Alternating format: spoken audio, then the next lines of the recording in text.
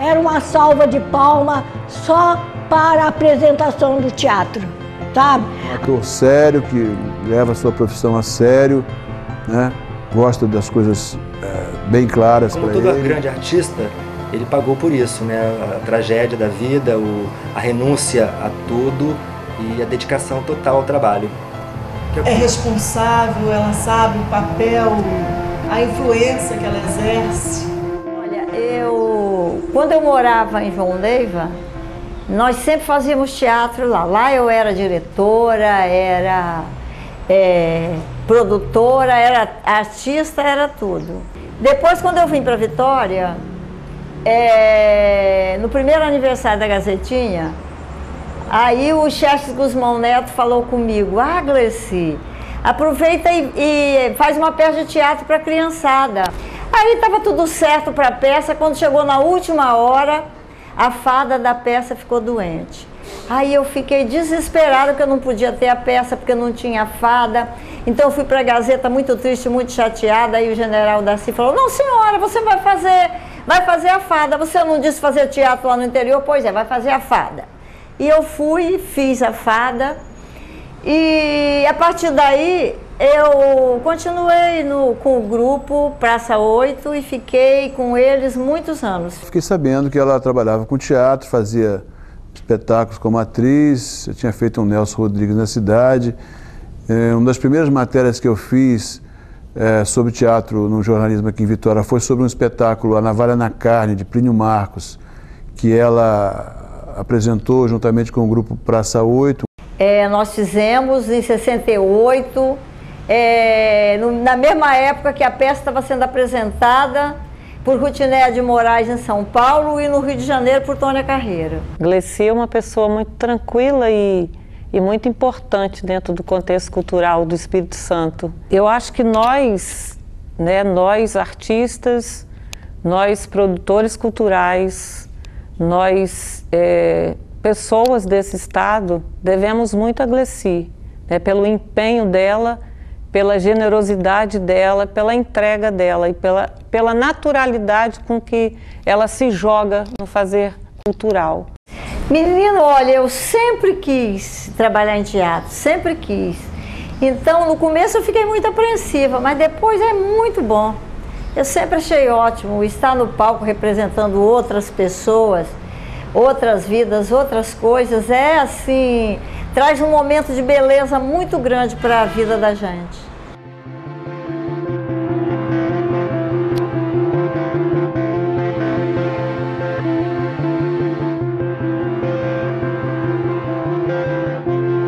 Procura-se uma rosa, fiz Bonito como um Deus, uma peça de Melô Fernandes, fiz Mulher 0 Quilômetro. O último trabalho como atriz de teatro foi na peça de Amílio de Almeida, Mamãe Desce o Inferno, foi de 82. E eu me lembro que a gente foi para o festival em São José do Rio Preto.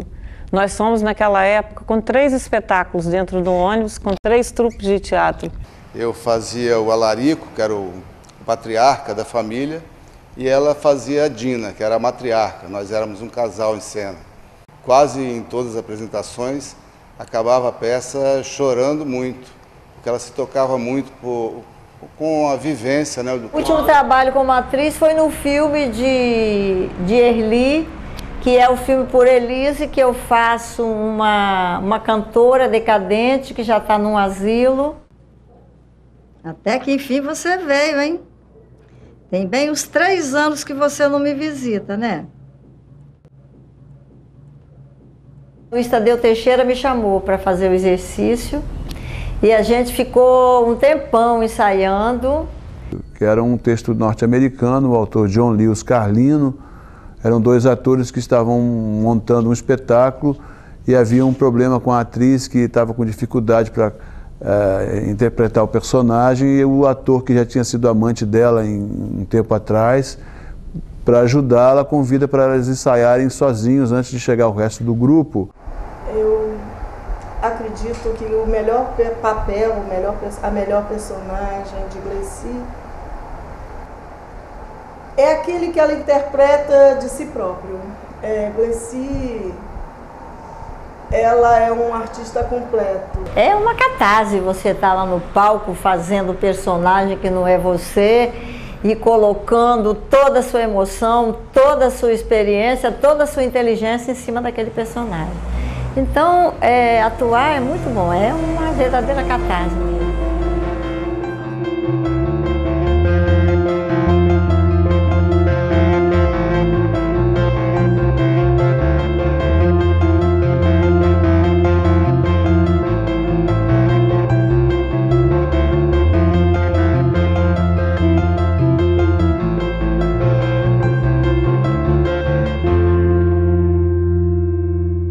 Eu cheguei aqui no Espírito Santo em 1968.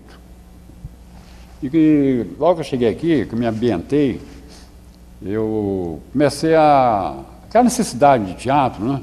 Procurar como penetrar aqui no movimento teatral aqui. Quando chegou em 76, eu tomei conhecimento da criação do Teatro Estúdio. Se não me engano, era um projeto do Antônio Carlos Neves.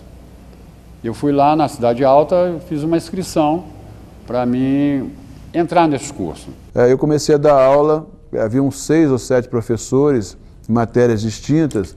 Eu comecei a dar aula de expressão corporal e o Tião Carneiro era um dos alunos desse curso. Comecei a estudar, né? A aprender a dançar, né? Aprendi que dançar não é só com as pernas, você tem que dançar com todas as juntas que você tem. Trabalhei com o Tião, fazendo o cenário da peça, que ele atuou junto com o Antônio Rosa, direção de Luiz Tadeu Teixeira, uma peça do Harold Pink. Foi um espetáculo dificílimo, que tinha pausa, tinha hora.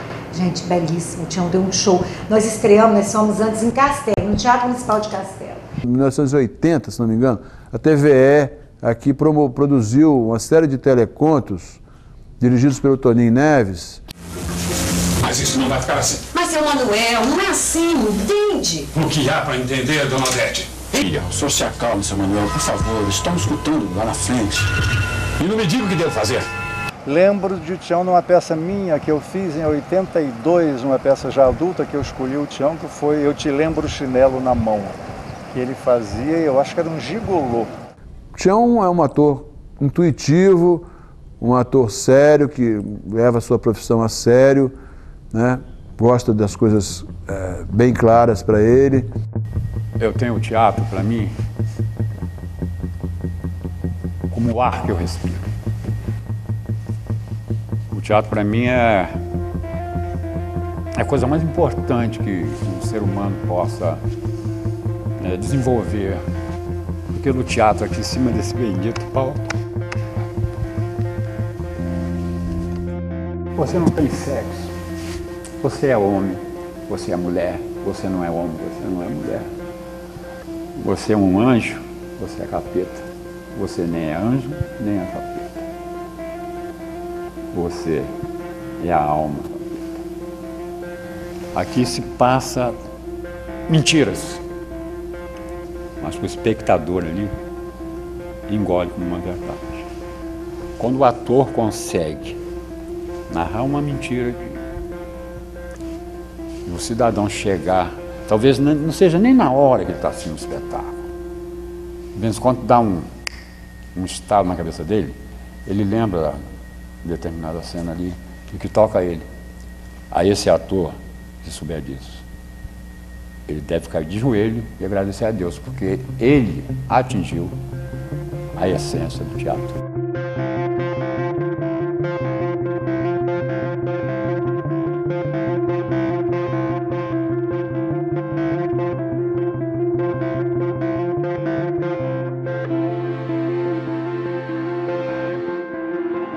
Foi com intensidade e carisma que Carlos Magno Ribeiro de Godoy, a estrela, o mestre Magno Godoy, encantou a todos.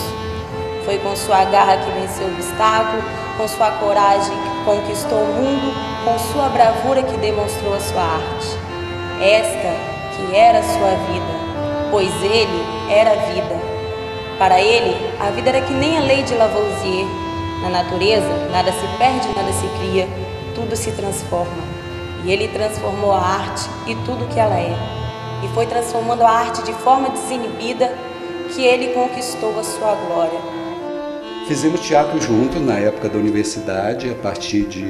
Isso foi 74, 76. Tínhamos um grupo de teatro universitário que ficou um tempo, né? Nessa época tinha mostras de teatro na universidade, a gente participava. A gente viajava para Rio, São Paulo para ver espetáculos, para, vamos dizer, se nutrir culturalmente, né? Se alimentar, ver coisas interessantes, instigantes, né?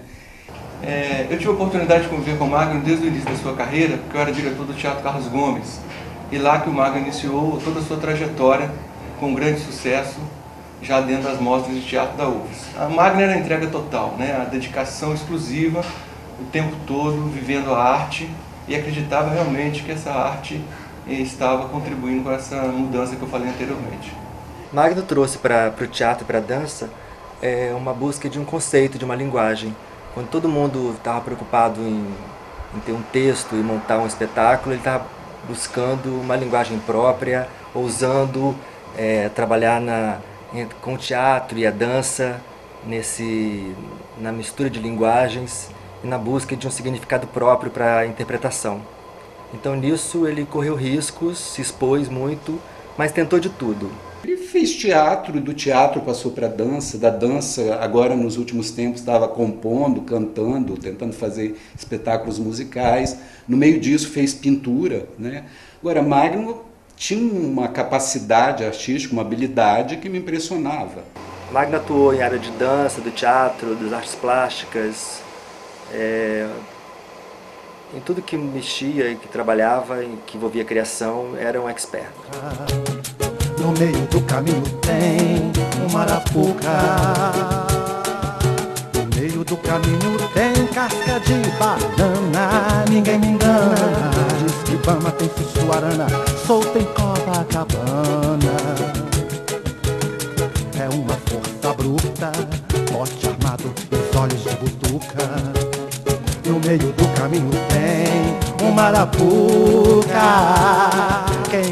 E no palco ele brilhava, porque era o que ele gostava de fazer, de forma diferente, e muitos compreendiam, outros não. Eu acho que foi um exemplo, foi uma grande inspiração para as pessoas criativas e inovadoras do Estado. Magno criou a companhia Magno Godoy e continua até agora, até bem recente. Então, essa é a grande força do teatro e da dança, né? Serem vivos. É preciso estar lá. Não adianta comprar na loja da esquina, não adianta querer copiar nem baixar. Tem que estar ao vivo. É presencial.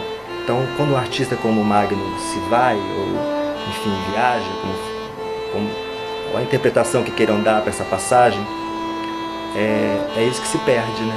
Se perde a possibilidade do contato. Fica a memória.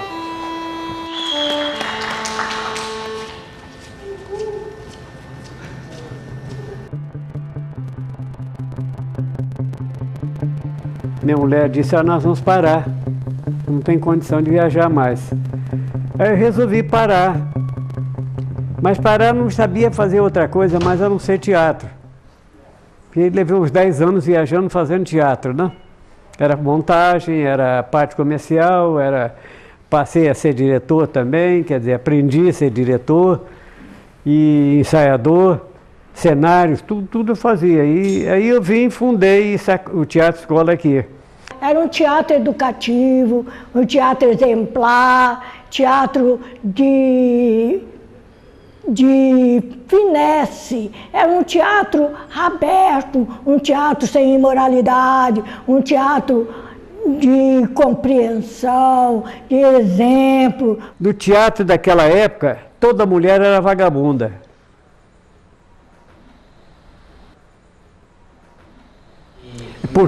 Porque não tinha ainda essa parte social, não havia penetrado no teatro ainda. O Teatro Escola de Vitória foi o primeiro grupo a ser reconhecido de utilidade pública do Espírito Santo. Clodoaldo Viana e Dona Dirce. Antes, nem era nascida ainda, eles já faziam muito teatro. Olha, eu vou dizer, foram tantas, nós fomos tão vitoriosos, foram tantas que está difícil de citar qual delas foi. Porque naquele começo Era no tempo do grande Juraci Camargo, Deus lhe pague. Tinha uma frequência espantosa, onde levava a peça todo mundo queria assistir. Ele armava um cenário que quando abria a cortina era uma salva de palmas só para a apresentação do teatro. Maquinária é um cidadão que monta esse gabinete aqui. Você quer um gabinete desse tipo? Então ele vai montar. Então ele não faz o cenário de papel, porque o cenário de papel ele é mais para teatro de revista.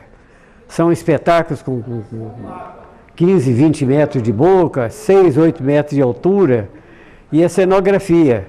O teatro é fantástico, viu?